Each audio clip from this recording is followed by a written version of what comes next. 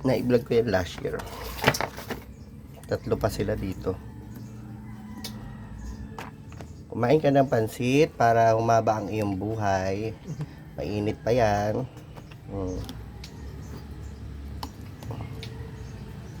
Ano sa magantay oh.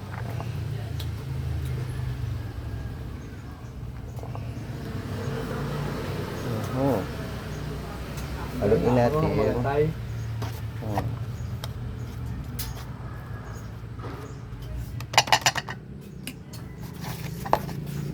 Pakakainin natin. So si Brownie. Naalala nyo ba yan mga katsarare? Mga kasama kong aso dito. Okay, see. Eat ha.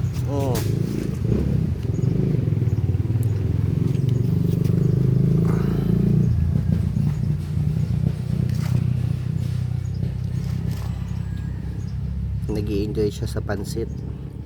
Diyos ko, kung pwede ko lang iuwi lahat ng mga aso sa bahay namin. Siya po ay buntis. Nakikita niyo pa mga katsaralet. Nagpapadede. Yan. Hopefully, pagka pumupunta po ako dito, ay mapakain siya.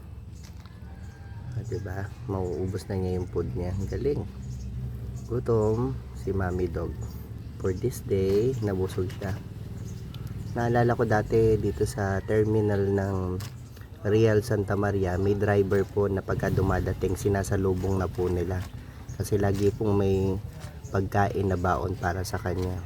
Diba? Salute po sa mga tao na kagaya po nila.